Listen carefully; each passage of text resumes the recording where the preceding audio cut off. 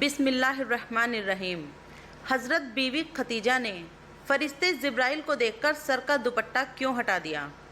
جب حضور صلی اللہ علیہ وسلم کی عمر 40 سال ہوئی تو اچانک آپ کے ساتھ کچھ عجیب و غریب چیزیں ہونے لگی۔ وہ اس طرح کہ جب بھی آپ باہر گھومنے جاتے تو راستے میں ہر پیڑ و پتھر آپ کو سلام کرتے۔ اچانک آواز آنے لگی کہ اے محمد السلام علیکم۔ یہ سن کر حضور صلی اللہ علیہ وسلم پریشان ہو جاتے کہ آخر یہ آوازیں کدھر سے آ رہی ہیں؟ یہاں تو ہر طرف سناٹا ہی سناٹا ہے، کوئی نظر نہیں آتا، لیکن وہ آوازیں برابر آتی رہتی۔ اسی طرح اس زمانے میں حضور صلی اللہ علیہ وسلم جو بھی خواب دیکھتے وہ بالکل سچ ثابت ہوتا۔ اگر خواب میں دیکھتے کہ میں فلاں انسان سے بات کر رہا ہوں، یا کعبے کے پاس کھڑا نماز پڑھ رہا ہوں، یا دور سے کوئی انسان مجھ سے ملنے آ رہا ہے، تو اگلے دن وہ سبھی باتیں بالکل سچ ہو کر نظر آتی۔ یہ سب دیکھ کر آپ صلی اللہ علیہ وسلم بہت پریشان تھے کہ آخر یہ میرے ساتھ کیا ہو رہا ہے۔ وقت گزرتا گیا اور حضور صلی اللہ علیہ وسلم کو اکیلے رہنا پسند زیادہ آنے لگا۔ کسی سے بھی بات نہیں کرتے، اکثر خاموش رہتے۔ ان دنوں میں اکثر حضور صلی اللہ علیہ وسلم مکہ سے تھوڑی دور ایک پہاڑ پر بنی غار میں چلے جاتے اور کئی دن وہیں گزارتے۔ آپ صلی اللہ علیہ وسلم کئی دنوں کا کھانا لے کر اس غار میں جاتے اور وہاں بیٹھ کر سوچا کرتے کہ آخر اس دنیا کو کس نے بنایا، یہ قیامت کا سارا نظام کیسے چل رہا۔ ایک دن دوپہر کے وقت حضور صلی اللہ علیہ وسلم اس غار میں بیٹھے سوچ رہے تھے کہ تبھی اچانک آسمان کی طرف سے ایک عجیب سی چیز نیچے کو اترتی نظر آئی۔ وہ چیز بہت تیزی سے اڑتے ہوئے غار کے پاس کھڑی ہو گئی۔ وہ حضرت جبرائیل علیہ السلام تھے، جو کہ آپ صلی اللہ علیہ وسلم کے پاس پہلی وحی لے کر آئے تھے۔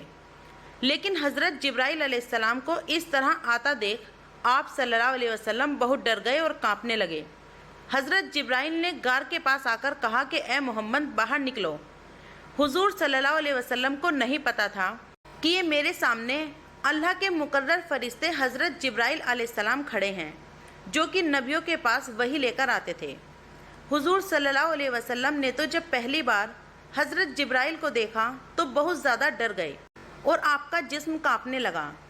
حضور صلی اللہ علیہ وسلم جیسے ہی غار سے باہر نکلے تو حضرت جبرائیل علیہ السلام نے پیچھے سے آپ کو پکڑ لیا اور گردن کے بیچ اپنی کوہنی رکھ کر بہت تیز دبایا اور کہنے لگے کہ اے محمد پڑھو۔ یہ سن کر حضور صلی اللہ علیہ وسلم بہت گھبرا گئے اور ڈرتے ہوئے کہنے لگے کہ میں پڑھنا نہیں جانتا۔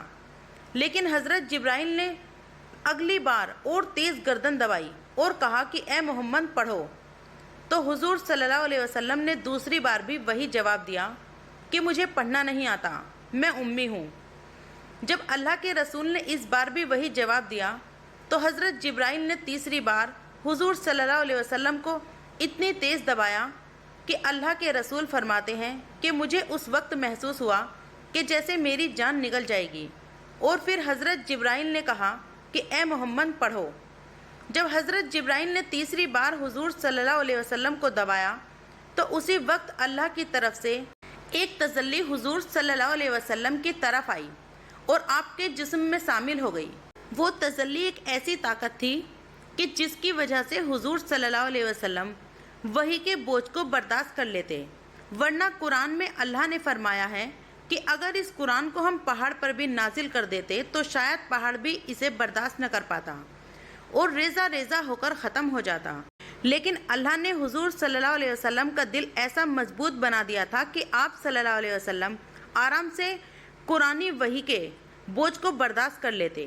اسی لیے جب حضرت جبرائیل علیہ السلام نے تیسری بار حضور صلی اللہ علیہ وسلم کو دبایا اور اللہ کی تجلی آپ کے دل میں شامل ہو گئی تو اللہ کے رسول نے پڑھنا شروع کر دیا، اور پھر حضرت جبرائیل نے سورہ اقرا بسمی کی 5 آیتیں پڑھ کر سنائی کہ جس کا مطلب ہے کہ اے محمد پڑھو اس اللہ کے نام سے کہ جس نے ساری کائنات کو بنایا اور اس انسان کو کھنکھناتی مٹی سے پیدا کیا۔ اے محمد پڑھو، آپ کا رب بہت مہربان ہے کہ جس نے کلمے کے ذریعے انسان کو علم سکھایا اور اسے وہ باتیں بتائی جو وہ کبھی نہیں جانتا تھا۔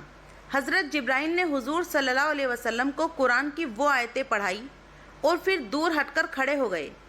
اللہ کے رسول اس وقت حضرت جبرائیل کو بہت ڈری ہوئی نظروں سے دیکھ رہے تھے अचानक जिब्राइल अलैहिस्सलाम फिर से आसमान की तरफ उड़ने लगे।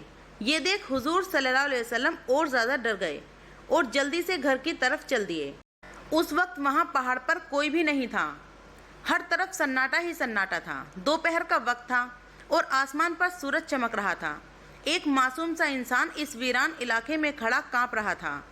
कोई उसे सहारा देने वाला नहीं था। उस इंसान को पता नहीं था कि आखिर ये फरिश्ता कौन है और मेरे पास क्यों आया है। लेकिन शायद अब दुनिया की तकदीर बदलने का वक्त आ गया था और अल्लाह भी अपने उस प्यारे नबी से मुखातिब हो रहे थे कि जिसके लिए सारी कायनात को बनाया गया। ज़मीन व आसमान, चाँद व सूरज, चरिंदे परिंदे, यहाँ तक कि हर चीज़ को उन्हीं की खातिर पैदा किया गया। आज उस मासूम नबी को इस वीरान इलाके में सारी दुनिया को सही राह पर लाने की जिम्मेदारी दे दी जा रही थी। लोगों को बताया जा रहा था कि ए लोगों, अब वो नबी आ चुका है कि जिसका दुनिया की हर चीज़ को इंतज़ार था। वो नबी आ चुका है कि जिसके एक आंसू पर आसमान में तहलका मच जाएगा। वो नबी आ चुका है कि जिसकी दुआओं पर आसमान के सारे फरिश्ते उनकी मदद करने आ जाएंगे। हमारे नबी हुजूर सल्लल्लाहु अलैहि वसल्लम उस वक्त पहाड़ पर खड़े हज़रत जिब्राइल अलैहिस्सलाम को आसमान की तरफ जाता देख रहे थे और आपका सारा जिस्म कांप रहा था। जब हज़रत जिब्राइल अलैहिस्सलाम आंखों से गायब हो गए तो आप सल्लल्लाहु अलैहि वसल्लम जल्दी से पहाड़ से नीचे उतरे और तेज कदमों के साथ अपने घर की तरफ चल दिए। उस वक्त घर में आप सल्लल्लाहु अलैहि वसल्लम की 3 बेटियां और बीवी खतीजा थी। जैसे ही इन सब ने हुजूर सल्लल्लाहु अलैहि वसल्लम का चेहरा देखा तो आप इतना ज़्यादा डरे हुए थे कि जिस्म कांप रहा था। ये हालत देख हज़रत खतीजा दौड़ती हुई आपके पास पहुंची और कहने लगी कि आपको क्या हो गया है। अल्लाह के रसूल सल्लल्लाहु अलैहि वसल्लम ने कोई जवाब न दिया। सारी लड़कियां परेशान थी कि पता नहीं आज मेरे वालिद को क्या हो गया है, वो इतना डरे हुए क्यों हैं। थोड़ी देर बाद अल्लाह के रसूल ने इशारे से कहा कि ए खतीजा, मेरे लिए चादर लेकर आओ, मुझे बहुत डर लग रहा है। बड़ी बेटी ज़ैनब दौड़कर एक चादर लेकर आई। हुजूर सल्लल्लाहु अलैहि वसल्लम चारपाई पर लेट गए और हज़रत खतीजा ने ऊपर से चादर डाल दी। बहुत देर बाद जब हुजूर सल्लल्लाहु अलैहि वसल्लम की कुछ हालत ठीक हुई तो आप चरपाई से उठे। हज़रत खतीजा ने पंखे की हवा देते हुए पूछा कि आपको क्या हो गया था। तो हुजूर सल्लल्लाहु अलैहि वसल्लम ने बीवी को सारी बातें बता दी और फिर वो आयत भी पढ़कर सुनाई जो हज़रत जिब्राइल ने सिखाई थी। इसके बाद हुजूर सल्लल्लाहु अलैहि वसल्लम कहने लगे कि ए खतीजा, मुझे अपनी जान जाने का ख़तरा है। तो ये सुनकर हज़रत खतीजा कहने लगी कि ऐसा हरगिज़ नहीं हो सकता।